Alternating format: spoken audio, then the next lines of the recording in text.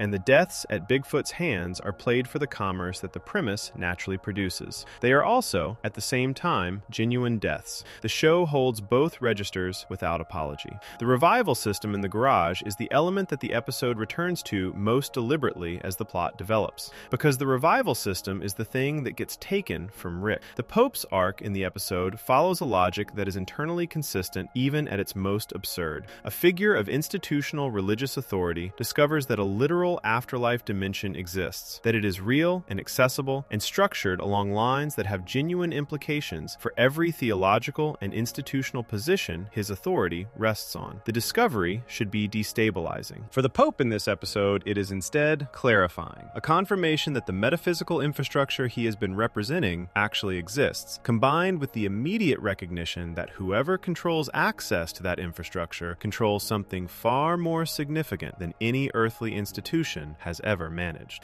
The escalation from religious authority to what the episode frames as a God-Emperor threat follows from that recognition. Control the revival system, and you control who comes back from Valhalla, and when, and under what conditions. Control the garage mechanism, and you control Rick and Morty's deaths, not as endpoints, but as events that happen at your discretion and conclude at your direction. The Pope does not gain this control through malice in the simple sense. He gains it through the ordinary operation of an institutional mind that has been given access to genuine power, and responds to genuine power by trying to consolidate and extend it. The episode is not particularly interested in making him a villain who needs to be understood in depth. He is a force that takes the tool Rick built and repurposes it, which is sufficient for what the episode needs from him. When the Pope gains control of the revival system, the character of the danger changes in a way that the episode marks clearly. Rick and Morty have been dying and reviving at their own direction. The deaths were chosen, the timing was managed, the extraction operation was proceeding according to Rick's plan. When the mechanism passes to someone else's control, the deaths stop being chosen. Rick and Morty are dying and being revived at the Pope's discretion rather than their own, which removes the one element that made the situation manageable. They built a door and someone else took the key. The comedy of the premise shifts at that point into something that carries actual weight, because the thing being lost is not just the extraction operation, but the autonomy that made the repeated dying something Rick chose rather than something being done to him. The incineration sequences that follow are the episode's most direct engagement with the fact that what is happening to the main characters is not a safe, fictional approximation of danger, but the actual thing. Rick and Morty are being burned repeatedly, and the episode does not use soft camera work or careful editing to reduce the directness of what it is showing. The comedy is still present because the show cannot approach even genuine horror without finding the register that makes it funny, but the comedy does not neutralize the underlying image. Two people are being killed over and over by an institution that has discovered it has leverage and is using that leverage without sophistication or restraint. The Pope is not cruel in a personal sense. He is institutional, which is its own category of relentless. The Bigfoot resolution works as narrative satisfaction because the episode established him early as a recurring cause of death, and then converted him through a shift in the logic of the situation. Bigfoot was killing Rick because the mechanics of the Valhalla entry requirement made battle deaths the admission ticket. The mechanics did not require Bigfoot to be hostile to Rick personally. When the primary antagonist becomes the Pope rather than the Norse screening process, Bigfoot's relationship to the situation changes because his incentives change with it. He was functionally committed to Rick's death as an admission mechanism, not ideologically committed to Rick being dead as an outcome. Changing the function changes the commitment. The episode honors that distinction by making Bigfoot's switch feel earned rather than convenient, a consequence of the situation's logic rather than a narrative shortcut. The wormhole and the revival system recover to Rick's control through a sequence the episode handles at pace rather than in detail, suggesting that the specific mechanics of the recovery are less important than the fact of it. What matters is that the revolving door between life and death is Rick's again by the time the immediate crisis resolves. The Valhalla extraction operation concludes in a way the episode handles quickly, which reinforces the sense that the point was never the successful completion of the scheme, but what happened inside it. Rick came out of the episode having died more times in a single adventure than in any prior episode of the series. He came out having faced a situation in which the safety net he built was used against him, which is the specific vulnerability vulnerability that the safety net created and that no amount of preparation can fully prevent. If you build a door, someone can take the key. The episode's critical reception was noticeably warmer than several surrounding 7th season episodes, which had been uneven in the response they generated. Reviewers describe Mort Ragnarok as a return to the show's earlier energy,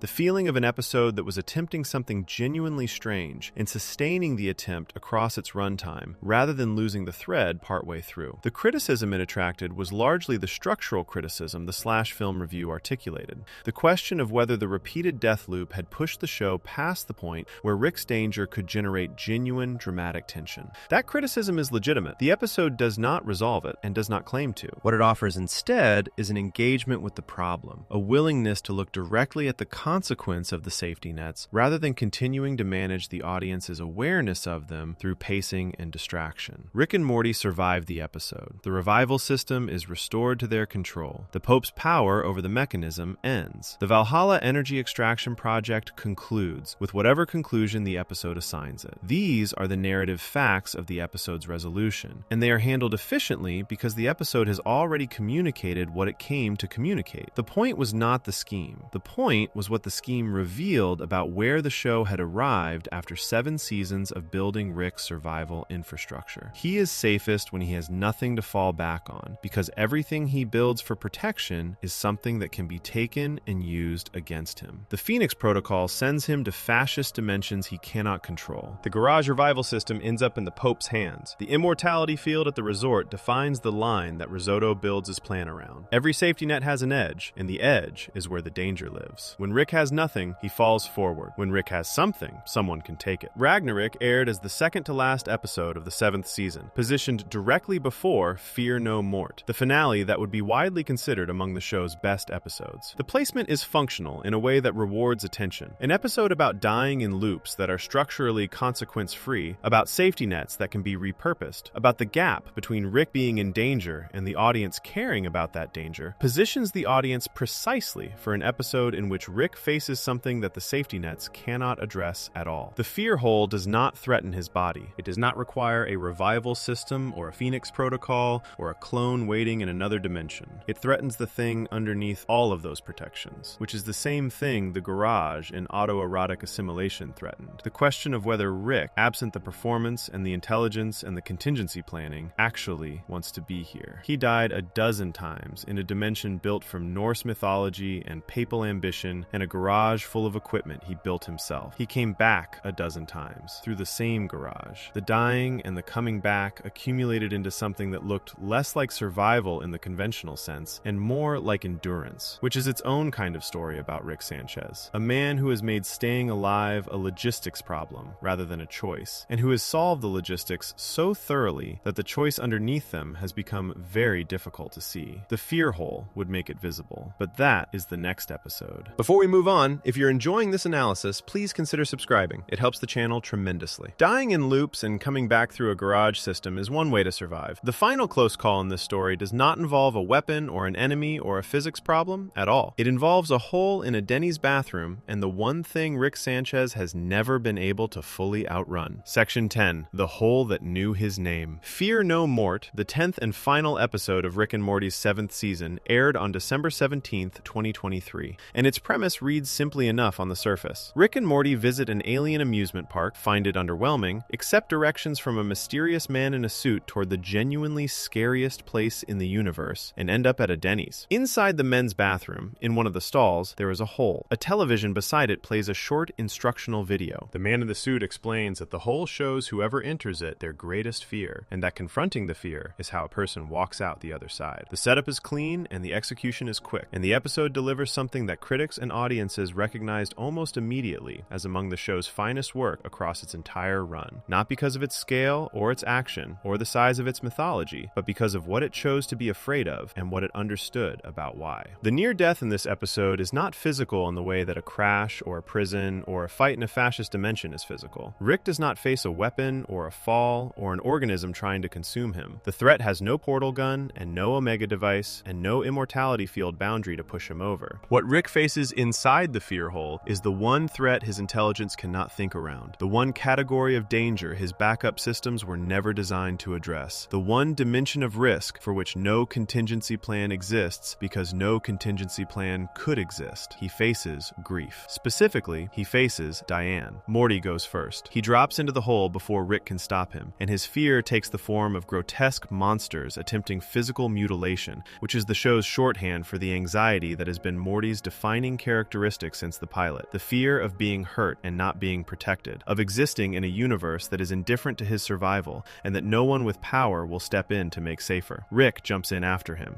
He fights the monsters with the focused efficiency he brings to physical threats, gets Morty clear, and the two of them escape the immediate scenario together. They surface. They go home. The episode lets them believe for a moment that the hole is behind them. The fear hole does not release people who have survived the surface layer. It releases people who have confronted the actual thing, the fear underneath the fear, the one the monsters were only standing in front of. The second layer begins when Diane falls into the living room from out of nowhere, arriving the way things arrive in a constructed fear environment, without physics or explanation, simply present because the hole determined that she needed to be. This is where the episode announces what it actually came to say. Liev Schreiber voices the presiding figure of the fear hole, referred to in production materials and reviews as something like a fear hole devil, the entity that manages the experience from somewhere adjacent to where the fears play out. The casting matters because Schreiber brings a quality of unhurried authority to the role that prevents the character from reading as a simple antagonist. He is not trying to destroy Rick. He is offering Rick something, and the offer is calibrated so precisely to the specific shape of Rick's loss that the danger of it is not in any threat it makes, but in how difficult the offer is to refuse. Diane Sanchez has been present in the show's mythology for years before this episode without ever being fully present. She appeared in the constructed memory Rick showed the Galactic Federation in the Rick Shank Redemption, the young woman at the center of the night that changed everything. She appeared in flashbacks and references and in the deep structure of Rick's motivation across the later seasons. The entire Rick Prime arc was organized around her death, decades of pursuit given direction by the need to find and face the version of Rick who killed her. Unmortrican resolved the pursuit. Rick Prime is dead. The structure the hunt provided is gone. And what is left underneath the structure is the thing that the structure was always partially a way of not feeling directly, which is the loss itself, uncomplicated by purpose, with nowhere left to go. The version of Diane inside the fear hole is not a ghost or a simulation in the way Rick's tech would produce a simulation. She is constructed from Rick's own memory and grief and longing, shaped by everything he remembers about her and everything he has missed about her across the decades and everything he never got to say after the bomb took her. She is exactly as real as his grief, which is more real than almost anything in his life. The episode is careful about what it shows of their dynamic inside the hole. It does not idealize the relationship or present Diane as a perfect person whose loss was simply tragic. She argues with Rick. She has opinions that differ from his. The friction between them is visible and is part of what the episode shows, because the fear hole is not offering Rick a fantasy of who Diane was. It is offering him the actual person, the full version, arguments and all, which is the thing that grief takes away and that no substitute ever fully provides. The fear hole devil makes the offer explicit when the time is right. Rick can stay. The hole will sustain the experience indefinitely. He can have Diane back, the real version rather than an idealized one, in the sense that the construction is built entirely from his own true memory of her, rather than from any simplified version grief sometimes produces. He can stop running. He can stop hunting. He can stop drinking himself through the days and building elaborate escape architectures for a self he has never quite believed deserved the effort of saving. He can simply be with her, in the place the hole has built from everything he actually remembers, for as long as he wants. The terror of the offer is structural rather than dramatic. The fear hole is not lying to Rick about what it is providing. The version of Diane inside it is genuinely constructed from his memory, which means it is the closest available approximation of her that exists anywhere in the multiverse. The Omega device ensured there are no other versions to find. Rick cannot locate her in a parallel dimension and build something from that encounter, cannot find a Diane who took a different path or lived in a world where Rick Prime never dropped the bomb. The weapon that removed her was total. The fear hole's construction is therefore not competing with a real alternative. It is the only alternative. And Rick Sanchez, who has spent most of his adult life in a state of organized grief dressed up as purpose, is standing at the edge of a choice that the entire preceding run of the show has been quietly building toward. He chooses Morty. The episode does not give him a speech to deliver at the moment of choosing. It does not provide a realization that arrives like a light switching on, or a memory that unlocks the right decision, or any of the mechanisms narrative convention uses to make a character's choice feel earned and announced. He turns away from the whole. He goes back to the kid. The action is the thing. The words around it, had the show provided any, would have been beside the point. What makes the choice carry the weight it carries is not anything that happens in this episode alone. It is everything the show built across 7 seasons to reach this moment. The garage in autoerotic assimilation showed a Rick who had nothing to run toward, who sat under a death ray in an empty garage because the night was quiet and unity was gone, and the performance of not caring had finally run out of material to work with. The void in A Wrinkle in Time showed a Rick who, alone and falling, reached for something that was not intelligence or planning or any of the tools he usually relies on. The Federation prison showed a Rick who walked into the worst situation he could imagine to protect the people around him from the cost of his presence. Each of those moments was the show showing who Rick actually is underneath the performance, and each of them pointed toward the same thing, which is a person who, given a genuine choice, chooses the people he loves over every available alternative. The fear hole is the clearest version of that choice the show has ever constructed, because it removes every ambiguity from it. Rick is not choosing between two practical options, where one happens to benefit the people he loves. He is choosing between what he has and what he lost, between the imperfect, ongoing life and the beautiful reconstruction of the one the bomb took. He is choosing Morty over Diane, which is not a dismissal of what Diane meant. It is an acknowledgement that the life he has is the life he has, and that the people in it are real and present and worth choosing, even against everything the fear hole built from his grief. The fear hole devil, when Rick makes his choice and the hole releases him, adds Rick's name to a board, a list of people who went in and came out. The board is not full. The implication is that most people do not make it out, because the fear hole calibrates its offer to the specific person it is making it to, which means it is almost always offering something that is almost impossible to walk away from. Rick walked away. His name goes on the board. The episode ends without ceremony. The final image before that ending is Rick opening his wallet. Inside it is a photograph of Morty. He has been carrying it, unannounced and unperformed, through all of the adventures and all of the deaths and all of the mornings after the garage and all of the drinks and all of the hunts. The photograph does not get explained. The show does not provide a scene in which Rick put it there, or a line of dialogue in which he acknowledges that he put it there. It simply exists in his wallet, where he placed it at some point, that the show does not show because the showing would reduce it to a moment rather than letting it be a fact. He chose to carry it. He chose it over and over every morning when he picked up his wallet. Every time he could have removed it and did not. The fear hole did not create this choice. It revealed it. The episode was written by Heather Ann Campbell and directed by Eugene Wong, and its reception was immediate and warm, in a way that the 7th season had not consistently generated. Critics who had been tracking the show's transition after Justin Roiland's departure with varying degrees of optimism treated Fear No More as evidence that the transition had produced something capable of operating at the show's highest register. Ian Cardoni as Rick and Harry Belden as Morty had been integrating across the season, and the finale gave both of them material that required the emotional register the show reserves for its most significant moments. The new voices carried the weight, without the weight feeling like it was being carried by someone unfamiliar with what it was. The fear hole concept is elegant in the specific way the show's best premises are elegant, which is that it creates a situation the characters cannot escape through intelligence or technology or backup systems or any of the qualities that usually get Rick out of whatever the universe has put him into. He cannot hack the fear hole. He cannot build around it, or give it bad data, or find the angle at which his cleverness becomes the solution. The only way through is the way the instructional video described, which is to actually confront the fear. In Rick's case, the fear is not a monster or a physical threat or anything the show could dress up as an action sequence. The fear is a door back to the life that was taken from him, and the confrontation required of him is to stand at that door and choose not to walk through. Across 8 seasons of Rick and Morty, Rick Sanchez has survived alien chases and Federation prisons and sewer systems